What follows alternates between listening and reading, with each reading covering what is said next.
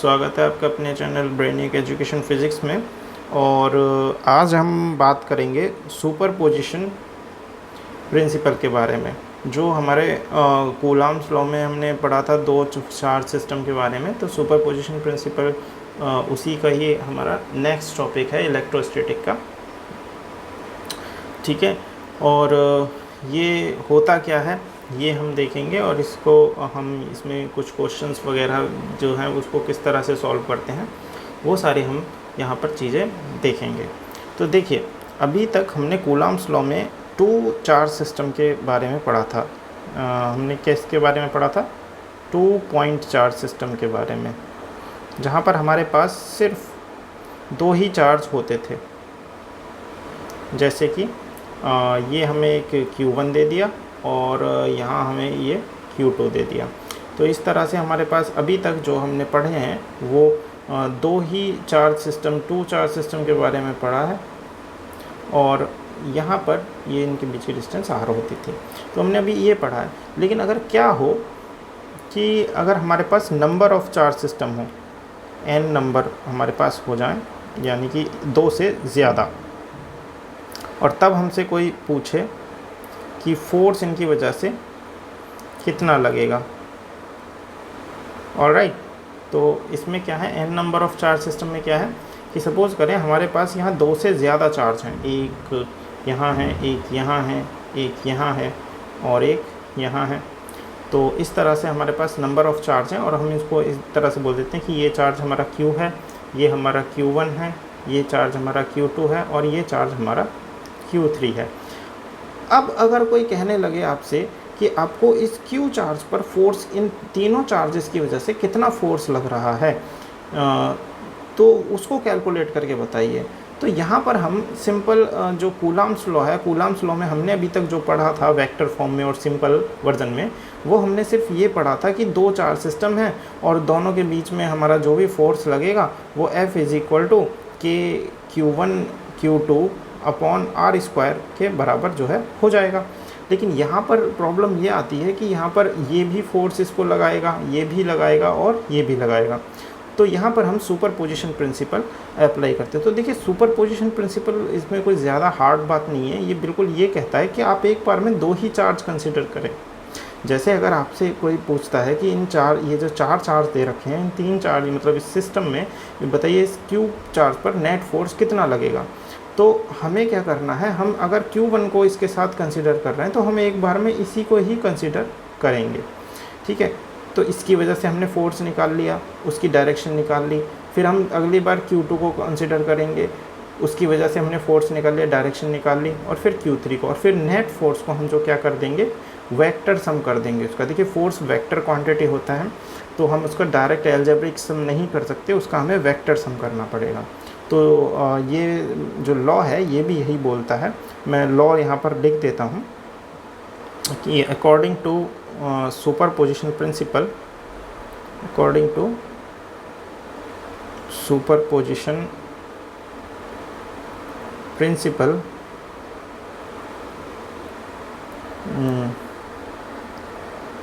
the net force working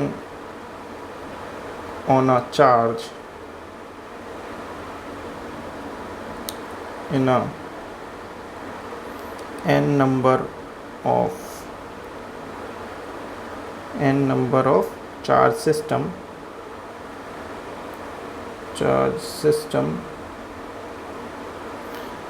ठीक है, कि इस सुपरपोजिशन प्रिंसिपल के अकॉर्डिंग होगा, क्योंकि जो नेट फोर्स लग रहा है, जो नेट फोर्स वर्क कर रहा है किसी एक चार्ज पर, n नंबर चार्ज सिस्टम में अगर वो चार्ज है उस पर जो फोर्स काम कर रहा है is equal to the vector some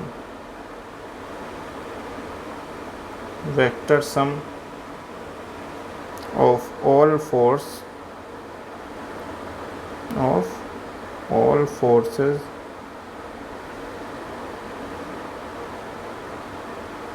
working due to individual charge। individual charge in that system कि अगर कहीं पर n number of charge present हैं और उसमें हमें किसी एक सिंगल चार्ज पर जो है फोर्स निकालना है, तो हम इंडिविजुअल फोर्सेस निकाल लेंगे डिफरेंट चार्ज की वजह से, इंडिविजुअल चार्जेस की वजह से फोर्सेस काउंट कर लेंगे और फिर उन सबको क्या कर देंगे, वेक्टरली ऐड कर देंगे। तो ये हमारा क्या होता है, सुपरपोजिशन प्रिंसिपल। देखिए चलिए मैं इसको आपको यहाँ पर समझा देता हूँ। तो इसको जो है हम थोड़ा नीचे लेके यहाँ पर चलते हैं, यहाँ पर हम इसको समझते हैं, ठीक है।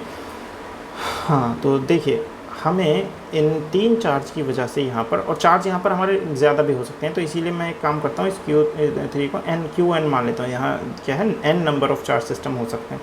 तो इन n नंबर चार्ज की वजह से हमें इस Q फोर्स पर जो है Q चार्ज पर हमें फ़ोर्स कैलकुलेट करना है। तो हम ये देखेंगे कि हम मान लेंगे कि Q से Q1 तक की जो डिस्टेंस है, इसको हमने बोला दिस इज़ R1, ठीक है। तो अगर ये भी पॉजिटिव चार्ज है, हम मान लेते हैं अभी सारे चार्ज हमारे कैसे हैं, पॉजिटिव हैं। बाकी तो नेगेटिव चार्ज आप लोगों को पता ही है, पॉजिटिव नेगेटिव से कोई फ़र्क नहीं पड़ता है, बस अट्रैक्टिव और रिपल्सिव फोर्स का एक मतलब हो जाता है कि अगर नेगेटिव है तो अट्रैक्ट करेगा, नेगेटिव जो है रिपेल करेंगे, और नेगेटिव पॉजिटिव जो है वो अट्रैक्ट करेंगे, ठीक है। तो ये तो आप लोगों को सब पता ही है। तो अगर हम सारे पॉजिटिव माने तो देखिए Q1 और Q के बीच में हमने जो डिस्टेंस मानी दैट इज़ R1, और ये जो Q1 चार्ज है ये इस पर फोर्स लगाएगा इस साइड में, इस तरफ, इसी लाइन के अलोंग हमने पहले बात करी थी। तो हमने बोला Q1 की वजह से F1 फोर्स लगा यहाँ पर, ऑलराइट, ओके। इसके बाद हमने बोला कि ये जो Q2 है, इसके और Q के बीच में जो डिस्टेंस है वो हमारी R2 होगी। इसकी वजह से जो फोर्स लगेगा वो कैसे लगेगा, इधर, तो हमने कहा F2 इधर साइड लगेगा, ठीक है। और इसके बीच में हमने कहा जो डिस्टेंस है वो हमने बोला Rn होगी, और इसकी वजह से जो फोर्स लगेगा वो लगेगा इधर Fn। तो यहाँ पर हमारे पास 3 फोर्स जो हैं लगे, F1, F2 और Fn। तो इस चार्ज पर 3 फोर्स यहाँ पर काम कर रहे होंगे। तो हमारा जो नेट फोर्स होगा, सही है, क्या होगा, net force on Q charge due to charges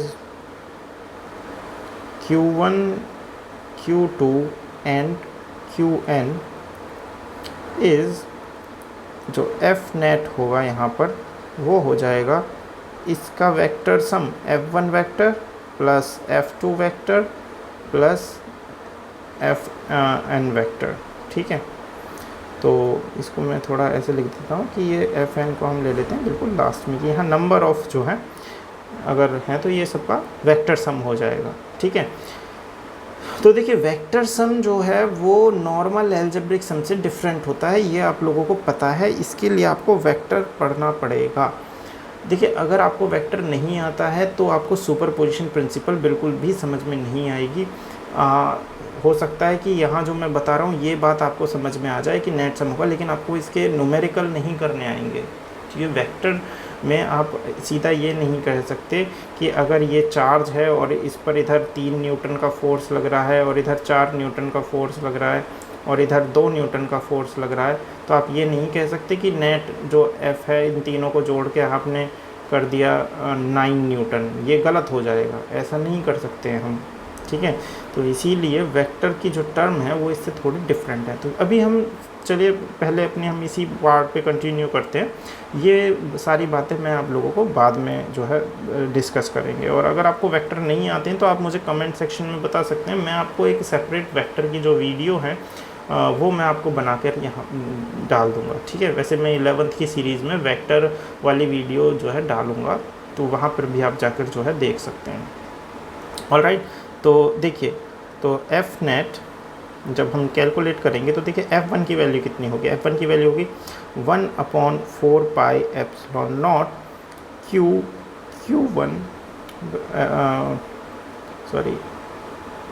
Q1 upon R1 square plus 1/4 pi epsilon not Q2 upon R2 square plus इस तरह से 1 upon 4 pi epsilon not Q3 upon QN है ये, यहाँ पर हम इसे QN मान के चल रहे हैं, QN अपॉन RN स्क्वायर।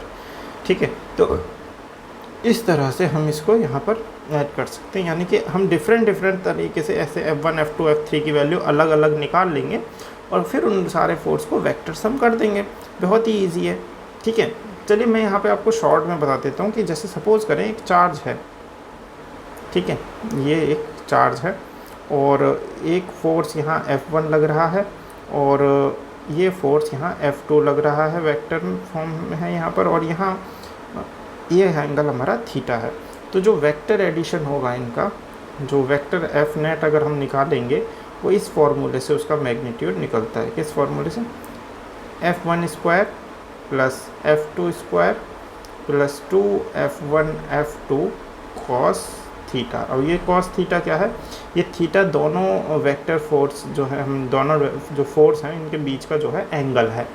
तो ये आप लोगों ने पहले वेक्टर एडिशन में पढ़ा भी होगा, पैरेललोग्राम लॉ या ट्रायंगल लॉ में जो हम पढ़ते हैं, the resultant is equal to A square plus B square प्लस 2ab कॉस थीटा।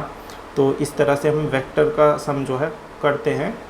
तो यहाँ पर इस तरह से जो है होगा फोर्स का सम। देखिए मैं बता देता हूँ। सपोज़ करिए F2 हमारा फोर्स आया 4 न्यूटन, ठीक है, और F1 हमारा आया 6 न्यूटन, और हमारा ये जो थीटा है इसकी वैल्यू है हमारी सपोज़ करिए 30 डिग्री, या हम इसको मान लेते हैं कितनी है, 60 डिग्री। ठीक है, चलिए, तो जो इन दोनों का सम जो होगा वो कितना होगा?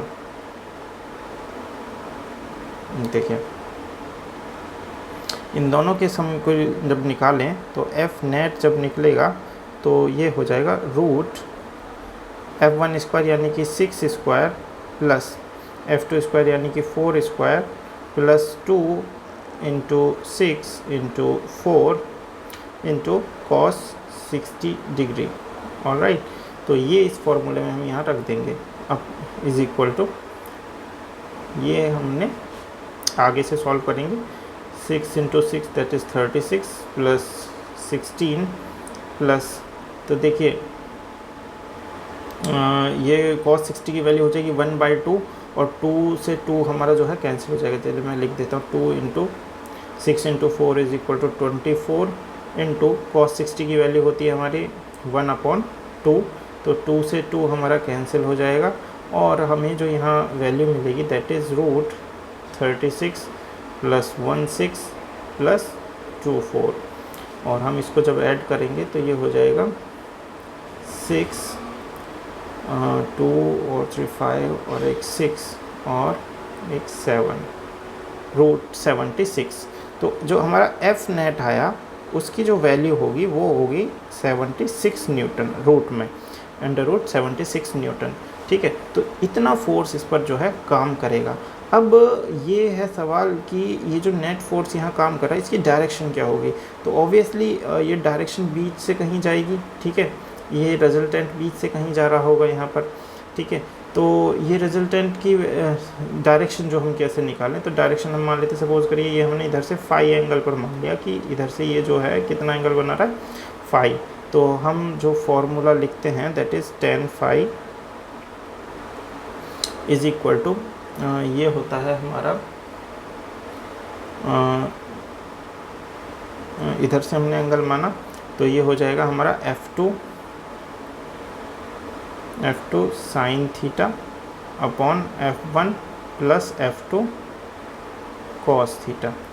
ठीक है, तो F2 कितना है हमारा 4 साइन 60 डिग्री अपॉन में F1 की वैल्यू कितनी हो जाएगी हमारी 6 प्लस 4 कॉस 60 डिग्री। ठीक है, तो इसकी जो हम वैल्यू रखेंगे that is 4 into sine 60 root 3/2, और 2 से ये कितनी बार 2 बार कैंसिल हो जाएगा, और ये हो जाएगा 6 प्लस 4 इंटू कॉस 60 1/2, 2 से ये भी 2 बार हमारा कैंसिल हो जाएगा। तो ये ऊपर आएगा हमारा 2 अंडर रूट 3 अपॉन 6 और +2 यानी कि 8, तो 2 से ये हमारा 4 टाइम कैंसिल हो जाएगा। तो हमारा जो tan phi आएगा वो कितना आ जाएगा, √3/4। ठीक है, तो phi हमारा जाएगा tan इनवर्स √3/4। तो ये हमारी डायरेक्शन आ जाएगी, इतना एंगल हमारा होगा। तो इस तरह से हम सुपरपोजिशन प्रिंसिपल का यूज़ जो है करते हैं। और ये जो मैंने नीचे आपको ये जो टर्म बताई है, ये मैंने आपको बेसिक वेक्टर एडिशन बताया है जो इसमें यूज़ होता है। कि आप ये तो निकाल लोगे, आप ये तो बड़ी इजीली कैलकुलेट कर लोगे, कूलम्स लॉ लग रहा है यहाँ पर, लेकिन आपको यहाँ पर जो उसके बाद एडिशन करना होगा वो हमें वेक्टर एडिशन करना होगा। ठीक है, तो अगर आपको वेक्टर एडिशन करना आता है तो ये बहुत इजी है आपके लिए, इसमें कोई ख़ास बात नहीं है। तो this is the superposition principle. और देखिए ये सेम कूलम्स लॉ में भी काम करती है, ये कूलम्स लॉ में भी काम करेगी, और यही इलेक्ट्रिक फील्ड में भी काम करेगी, और यही मैग्नेटिक फील्ड में भी काम करेगी। सेम मतलब जहाँ पर भी हमारा बेसिकली वेक्टर टर्म का एडिशन हो रहा है तो सुपरपोजिशन प्रिंसिपल वहाँ काम करती है। और इसमें हम नॉर्मल सम नहीं करते, अलजेब्रिक सम नहीं करते, क्या करते हैं, वेक्टर सम करते हैं यहाँ पर। ठीक है, तो बस बच्चे गलती ये कर देते हैं कि उन्हें वेक्टर सम करना आता नहीं है, तो वहाँ पर वो चीज़ें मिस करते हैं। तो वेक्टर सम इतना मुश्किल नहीं है। वेक्टर सम में 2 चीज़ें निकलती हैं, एक मैग्नीट्यूड जो कि मैंने फार्मूला आप लोगों को बता ही दिया है, और एक बार में बेटा दो ही फोर्स जो है आप जोड़ सकते हो। जैसे कि यही एक चार्ज है बॉडी, और इस पर एक फोर्स तो ये लग रहा है, और एक फोर्स हमारा ये लग रहा है, और एक फोर्स हमारा ये लग रहा है। ठीक है, तो यहाँ पर F1, F2 और F3 जो है फोर्स यहाँ पर लग रहे हैं। तो सबसे पहले हम या तो आप F1 F2 को एक साथ जोड़ लो, या F1 F3 को जोड़ लो। कहने का मतलब ये है कि you can add 2 force, only 2 force at a time, only 2 force at a time। ठीक है, तो 2 ही फोर्स आप एक बार में जोड़ सकते हो। और फिर जैसे 2 फोर्स का हमने निकाल लिया यहाँ पर रिजल्टेंट, और हमने कहा कि वो यहाँ बीच से जाएगा कहीं पर, तो ये हमारा F13 आ गया सपोज़ करो। तो F13 और F2 को हम इसके बाद में फिर इसी सेम कॉन्सेप्ट से जोड़ेंगे। तो हम 2 करके ही यहाँ पर फोर्स को जोड़ सकते हैं। ठीक है, जैसे कि सपोज़ करें कि ये हमारा एक स्क्वायर है, इस तरह के क्वेश्चन आते हैं हमारे इसमें कूलम्स लॉ में, कि ये हमारा सपोज़ करें एक स्क्वायर है, और यहाँ पर हमारा चार्ज रखा है जैसे कि 2 कूलम है ना, और 3 कूलम, और 4 कूलम, और 5 कूलम। ठीक है, इस तरह से हमारा चार्ज रखा है, और उन्होंने कहा है कि इन चार्जेस की वजह से 2 कूलम पर कितना फोर्स लगेगा। तो देखिए 5 कूलम इधर फोर्स लगाएगा, सही है।